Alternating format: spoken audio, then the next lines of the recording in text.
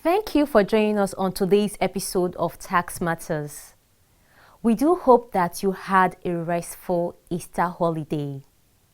Last episode, we told you what has now become part 1 of the story of the 147th meeting of the Joint Tax Board, which was held in Kaduna from Wednesday the 24th to Thursday the 25th of March 2021. Yes, it was time constraints that broke the story into 2 parts.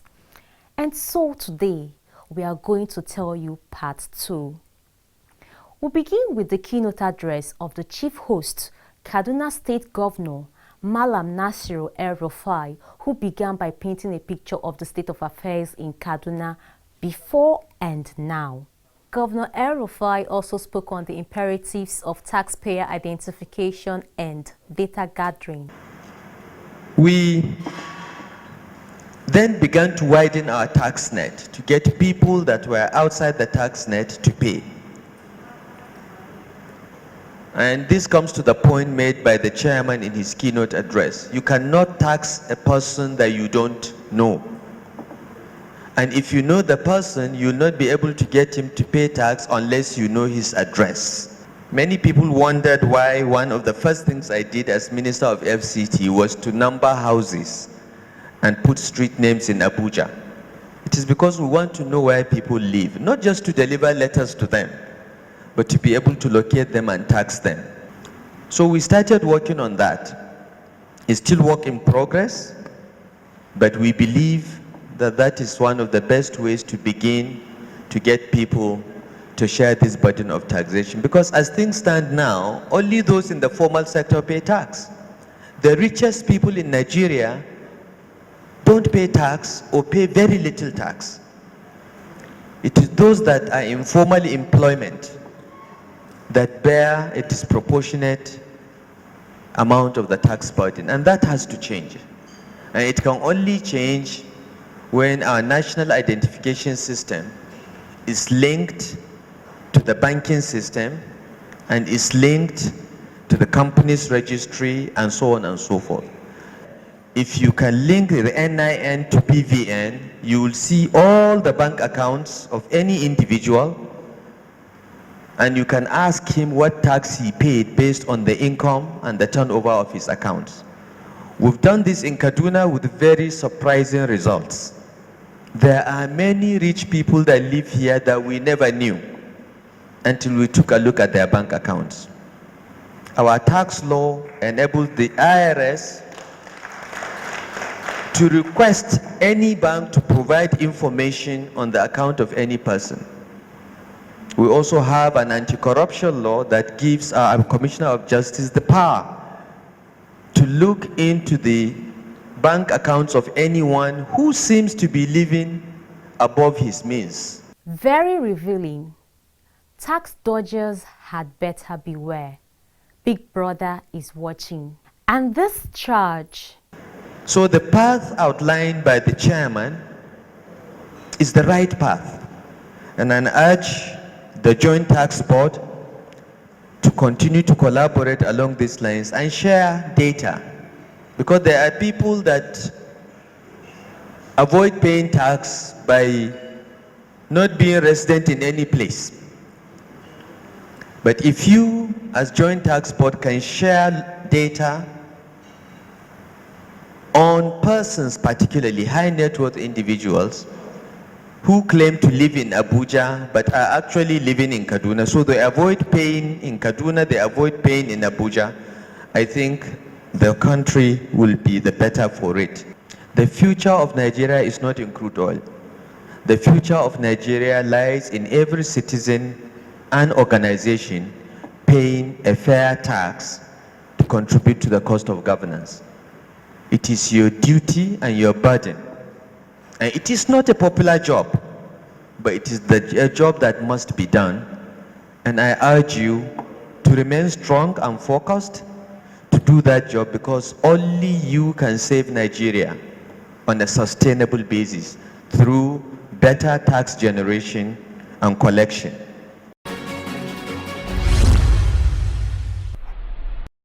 Immediately following the formal opening ceremony, the 147th JTB meeting took off with the presentation of a paper on the theme of the meeting presented by Mr. Taiwo Oyedele of PwC. But before that, this public notice from the FIRS. The Federal Inland Revenue Service has issued a public notice for the attention of persons who have disposed chargeable assets to file capital gains tax returns. Every person who disposes of a chargeable asset is mandated to biannually comply with the provision. The due date is now the earlier of 30th June and 31st December, immediately following the disposal. For example, if an asset is disposed of between the 1st of January and 30th June in a year, the due date will be 30th June, while for assets disposed of from 1st July to 31st December, the due date is 31st December. Furthermore, all chargeable assets disposed prior to the coming into effect of the Finance Act 2020 should be acted upon not later than 30th June 2021. Now to Mr. Oyedele. Data is everything. It's difficult to collect tax anywhere in the world. It is more difficult when you don't have data. One of the biggest challenges facing us as a country is our low revenue base that is not diversified. So every time there's a little crisis, we go into panic mode because we don't have the shock absorbers to be able to accommodate it. Some countries have been able to administer trillions of dollars to their citizens during this crisis. It was easy, one, because they know they will get the money back later. Two, they had the data of their taxpayer. They didn't need to go to the IRS in the US does not need to ask you whether you are rich or poor. If you are filing your returns, I can tell that you are poor from your data. I'll just query the system. It tells me the poor people. I don't need to ask for their bank account. I have it. I just credit their accounts. So this is also more important, not just for tax, but also for our economy as well. The major reason why we have low revenue base is because of widespread evasion, aggressive tax avoidance, and illicit financial flows by individuals, by companies, and also government-owned entities. To address this national problem, the government needs to use technology and tax intelligence to counter evasion and reverse the alarming trend. So I decided to compare Nigeria with a few countries. For 2019, Nigeria's tax to GDP ratio was 6.3%. We collected a little over 7 trillion naira, all levels, FRS, all the state internal revenue services, plus customs. But if you look at South Africa, our population is about 200 million. South Africa is 58 million, and they collected 33 trillion naira. 33 trillion naira. About 1/4 of our population, but more than 4 times our collection. It just shows you the gap. Even Kenya, which is a smaller country, the GDP of Kenya is just about the GDP of Lagos State. They collected 3.7 trillion naira equivalent. Ghana, a much smaller country with only about 30 million people, collected about 3 trillion naira equivalent. And the tax to GDP ratio for South Africa is 26%, for Kenya is 17%, for Ghana is 16.3%. Now, this data just goes to show that there must be something we are missing in Nigeria. It's not like those countries I just mentioned are richer than us. There are plenty of poor people in Kenya, plenty of them in Ghana, plenty of them in South Africa. Unemployment rate is just as high. On the imperatives of taxpayer identification. How can we then use technologies? We already know that without identifying our people in a very unique manner, we have problems. It's not only tax problem, we have security problem. If something happens to me and I call to say I need help, how do I describe my location? We have problem with ghost workers in Nigeria. How is that possible? Because you don't have identification. Imagine nobody can get a job without NIN. You can't have ghost workers because you can only have one NIN, and that system is foolproof that you cannot get the number unless you're a real person. So now that we have NIN, and the law establishing it says that it must be linked to certain information.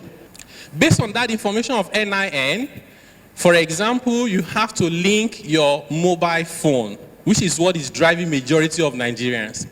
Nigerians can lose anything but not their mobile phone. And almost everyone that needs to pay tax in Nigeria, whether literate or educated or illiterate, has a mobile phone. Almost everyone. So when you connect the data to mobile phone, I can actually use your mobile phone behavior to predict whether you're rich or poor or middle class. For example, no poor person will spend 10, 15, 20,000 in a month on data and call, and when it's not food, right? So, link phone data.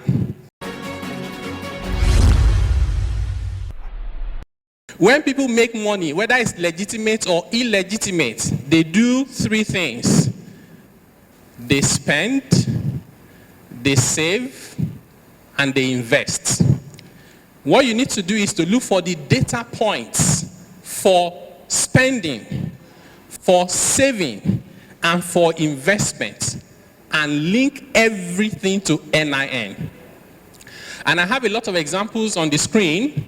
For example, in terms of spending, think about credit card, debit card, ATM card, land registration. When people buy vehicle, government registers it. You can't drive your car without government registering it. Whether you buy a private jet, driver's license, right? You also have things like obtaining foreign exchange. You also have international passports. So these are spending points when people pay school fees, all right? Now, how about savings? BVN, the money in your bank account, cash management account, certificate of deposit, authorized savings schemes, retirement savings account, and other pension scheme. These are savings avenue. How about investment? This one is even the biggest one. Companies, Securities and Exchange Commission, Nigeria Stock Exchange, CAC, right? You have shares. How about stockbroking firms? They manage investment for people, okay? How about asset management companies? How about life assurance policies? People buy life assurance. How about annuity contract, mortgages, money and capital market investments, including treasury bills, government bonds, and so on and so forth, plus placements. If I cannot do any of those without NIN, it means that when I have my NIN, it carries all the intelligence around that.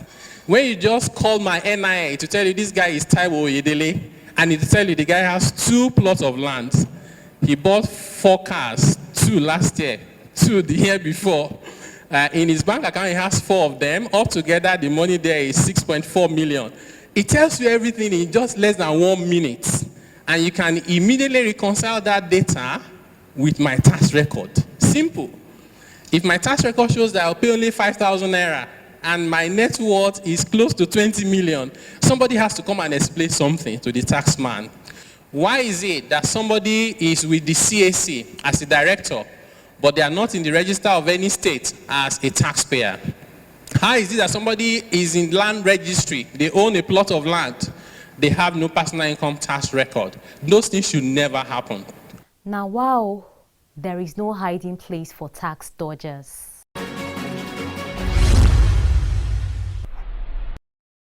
We take another public notice from the FIRS, this time on the deployment of automated tax administration solution.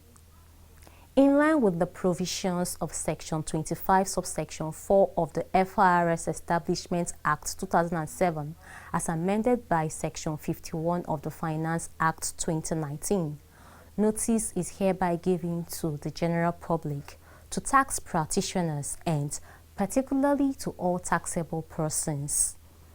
The FIRS shall, not later than 30 days from the date of this publication of this notice, begin to connect its automated tax administration system to access, for tax purposes, relevant records, data or information stored or otherwise residing in computers or other electronic devices maintained, operated, controlled or owned by relevant persons or their agents. That such connection shall include relevant points of sale or invoicing platforms of all taxable persons. That relevant persons are required to grant the FRS access to all computers, electronic devices or cloud computing facilities in which records, data or information are stored or otherwise residing.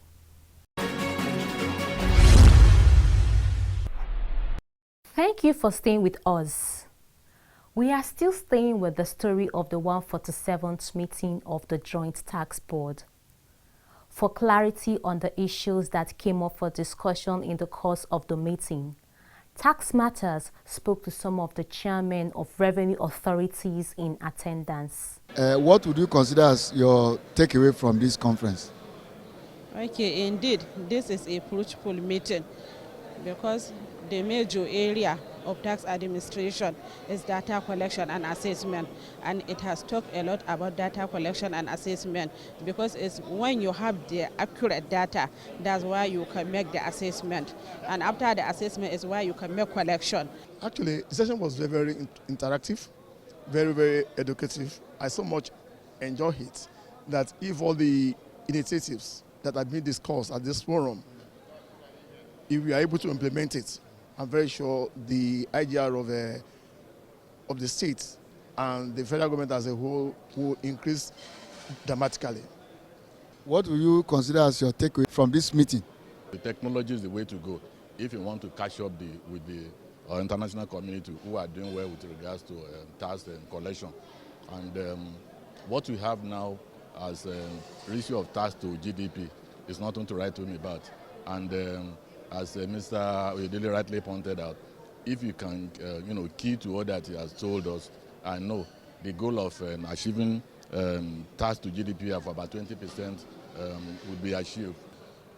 How much use are you making of technology now at the Cross River Internal Revenue Service? We were one of the first states to commence electronic banking, online banking, with the InterSwitch. That was in 2008. So consistently, it's still work in progress. A lot of our processes and systems are,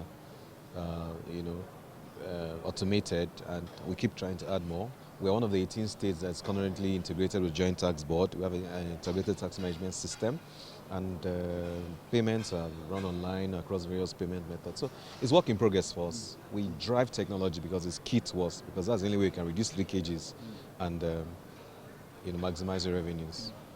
And are your taxpayers keen into that? Yes, and the events of last year, post-COVID, made it even more essential for tax authorities to deploy technology. Offices were closed, people were not coming. So now you can file online, you can pay, you can do your monthly and monthly returns online. You can do your annual filing, monthly filing, withholding taxes, payee and the rest. All are the functions automated. You can pay online. So from the comfort of your house or your office, you don't even need to come to offices.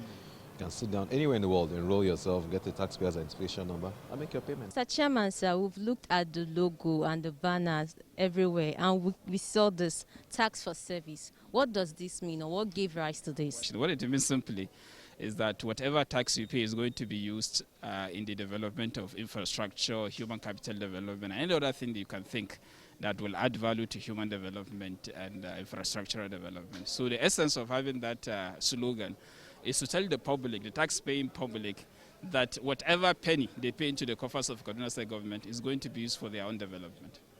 As simple as that. And also to entrench the social contract between the citizens and the government.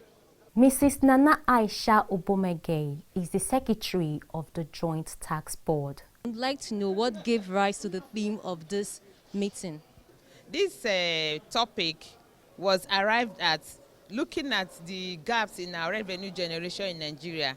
And when you compare the Nigeria economy to similar economy like South Africa, where they generate quite huge sum from the direct taxes and personal income tax, you realize that we are way behind. And when you compare our population, we are way ahead of them. We have over 200 million population in Nigeria, and they have about 60-something million people in South Africa. So we thought it is time to get the strategies right, to enable us place our country in the right place it's supposed to be, the committee of nations, by also revamping our own system of revenue generation. And what are the things that have actually helped them? We realize that they have a unique identity. Like in Nigeria, we have silos of identity. So it's right time now that we harmonize all the identity and let every adult in Nigeria, starting from the age of 16, have one unique number, and that is the national identity number. Where we are going to is that this NIN will now be linked to the BVN, and with that we could pull out the information of every taxable adult in Nigeria, and that will enable us to bring up to 90% of the taxable adult into the tax net. If we pay the right taxes, we will be in a position to ask how the taxes are being utilized, and that will make the executive to sit up and utilize the revenue generated to develop this country and make Nigeria a great country. And from the chairman of the Joint Tax Board. Chairman, sir, part of the objectives spelled out in the communique is this bid to increase Nigeria's GDP to tax ratio from 6% to 20% over the next 5 years. How do you intend to go about this? We are confronted with a national challenge, and we have come together, brainstormed over the challenge we face as revenue generating agencies of government at the 3 tiers of the that we have in Nigeria. We have compared notes, unfortunately, to countries that do not have economic activities like ours, to countries that do not have the population that we have, to countries that do not have the national or natural resources that we do have as a nation. And we continue to ask ourselves, what is the issue? Why is South Africa, which is second largest economy in Africa, generating 33 trillion in tax money with a population of just about 50 million? How is Kenya able to generate enough money and do budget that is almost 2 times the budget we have as a country, but with very small population and economic activity? So we come together to say, let's strategize, and we agreed, let's use data to drive the process. Because as it is today, the brick and mortar business model, the manual bookkeeping that we used to have is no longer there. Number 2, people now do not take cash about anymore. People use electronic medium to be able to transact businesses. We round off this episode with yet another public notice from the FIRS, and this is with regards to enterprises operating in free trade zones, export processing zones, and oil and gas free zones, all of whom are now required by virtue of the Finance Act 2020 to file income tax returns. In the notice, the FIRS states that the Finance Act 2020 amended Section 18, subsection 1 of the Free Trade Zones Acts, and therefore gives notice to all enterprises registered and operating in the zones that the amendment mandates the enterprises to file income tax returns for year 2021 and subsequent years of assessment, and to compute and pay income tax due, if any. and those returns should be in the manner and time specified by the Companies Income Tax Act. This notice lists the FRS tax offices where the filing can be carried out. We thank you most sincerely for watching. Let's do this again together next week. Same station, same day of the week, same time of the day. Bye for now.